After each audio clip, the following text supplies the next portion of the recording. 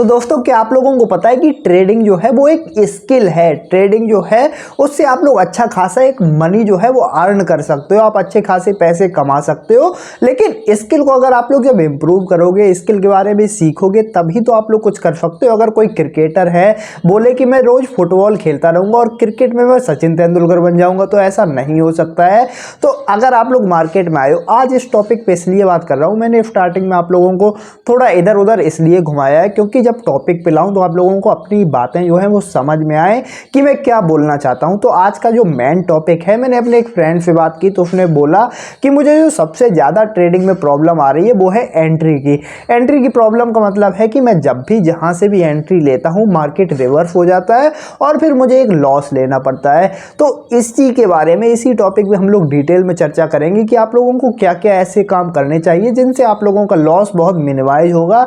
Plus अगर आप लोग प्रॉफिट करते हो तो आप लोगों का प्रॉफिट रेशियो कम से कम 60 से 70% और बढ़ जाएगा। जो भी मैं आप लोगों को क्वेश्चंस दूंगा, मैं आप लोगों को आंसर इस वीडियो में नहीं दूंगा, कुछ ऐसे क्वेश्चंस दूंगा जिनको अगर आप लोग फाइंड आउट कर लेते हो, जिनको फाइंड आउट करके अगर आप लोग चार्ट रीडिंग में अपना थोड़ी और ज़्यादा उस पर इंप्रूवमेंट लाते हो तो 100% आप लोगों को प्रॉफिट होने ही वाला है। तो वीडियो को स्टार्ट करने से पहले अगर आप लोग पहली बार हो तो सब्सक्राइब कर लो। चलिए डिटेल में बात करते हैं। तो सबसे पहले अगर आप लोग मार्केट में नए आए हो, अगर आप लोग सोच रहे हो कि कल मैं 1 लाख रुपए डालूंगा और परसों 5 लाख रुपए निकालूंगा क्योंकि मेरे फलाने दोस्त ने, मेरे ढिमकाने दोस्त ने 1 लाख रुपए डाले थे और उसने 4 दिन में इसके 5-6 लाख बना लिए, तो क्या मैं नहीं बना सकता हूं?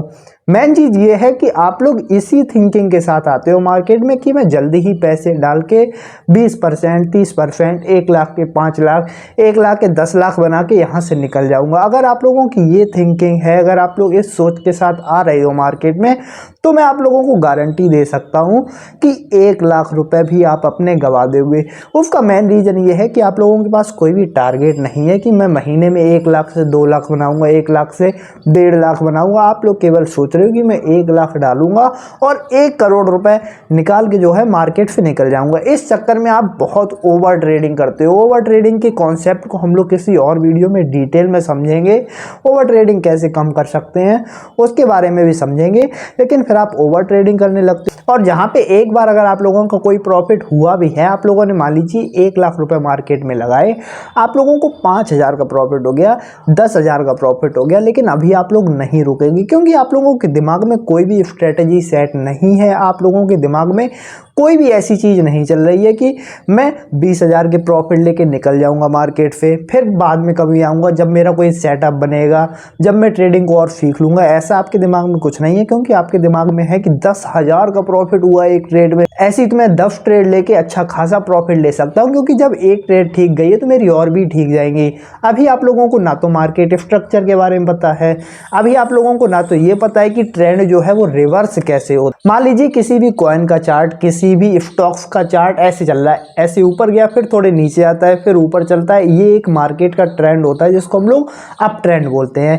इसमें जब रिवर्सल आता है तो फिर वो नीचे ही नीचे जाता है। आप लोग एंट्री कब लेते हो? स्टार्टिंग में जब तो नीचे होता है तब हम लोग एंट्री नहीं लेते हैं, जब अपने सपोर्ट पे होता है, क्योंकि हम लोगों को अभी कोई भी नॉलेज नहीं है कि सपोर्ट कैसे बनता है, रेजिस्टेंस कैसे बनता है, रेजिस्टेंस पे क्यों प्राइस नीचे आती है, सपोर्ट पे क्यों प्राइस ऊपर जाती है। जब हम लोगों को इन चीज़ों का नहीं पता है तो हम लोगों को स्टॉप लॉस का भी नहीं पता होता है। स्टार्टिंग में तो हमको ये लगता है कि अगर ट्रेडिंग में सबसे ज़्यादा कोई बकवास चीज़ है तो वो है स्टॉप लॉस, क्योंकि हम जहाँ पे भी स्टॉप लॉस लगाते हैं, मेरे साथ भी ऐसा बहुत बार हुआ था स्टार्टिंग में कि मैं जहाँ पे भी स्टॉप लॉस लगाता था प्राइस ऐसे चलती थी। यहाँ से एक चार्ट आया, यहाँ पे कैंडल बनी, मैंने यहाँ पे एंट्री ली और नीचे यहाँ पे लगाया स्टॉप लॉस, प्राइस ऊपर गई, फिर नीचे गई, स्टॉप लॉस को हट गया और फिर ऊपर चली गई। ऐसे आप लोगों के साथ भी बहुत बार होता हो क्योंकि हम लोगों के दिमाग में एक चीज़ तो बहुत अच्छे से बैठाई जाती है। आप जिसकी वीडियो देख लो, जहाँ पे भी वीडियो देख लो, एक चीज़ जो दिमाग में भरी जाती है कि आप लोगों को स्टॉप लॉस जरूर लगाना है, स्टॉप लॉस जरूर लगाना है।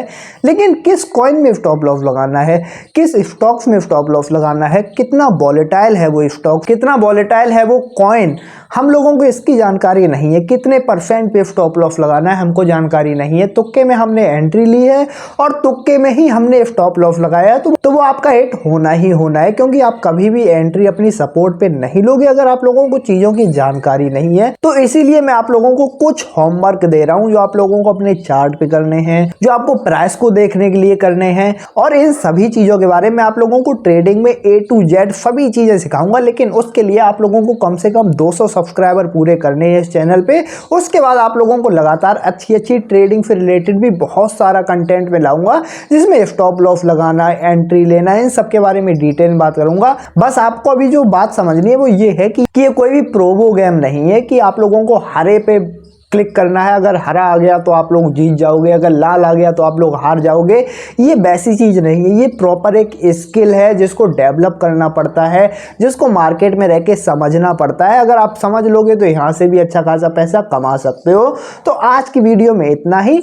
मैंने शायद आप लोगों को जिस टॉपिक पे बताया था उसका अभी आंसर ना दिया हो, लेकिन फिर भी मैंने आप लोगों के लिए ऐसे क्वेश्चन छोड़े हैं जिनको अगर आप लोग समझोगे, अगर आपको मार्केट को दोबारा और ज़्यादा समझना है और अलग तरीके से देखोगे, मार्केट को मार्केट की तरह से देखना है। यहाँ पे बायर्स हैं और सेलर्स हैं, कब सेलर्स एक्टिव होते हैं, कब बायर्स एक्टिव होते हैं, इन चीज़ों का पता अगर आप लोगों को मार्केट में नहीं है तो पहले आप लोग इसका पता करो, क्यों सपोर्ट बनता है, क्यों रेजिस्टेंस बनता है। मैं डिटेल में बात जरूर करूंगा इन सब के बारे में, लेकिन उससे पहले आप लोगों को कम से कम 200 सब्सक्राइबर कर लो। जब 200 लोग हो जाएंगे तो मुझे भी बताने में और ज़्यादा अच्छा लगेगा।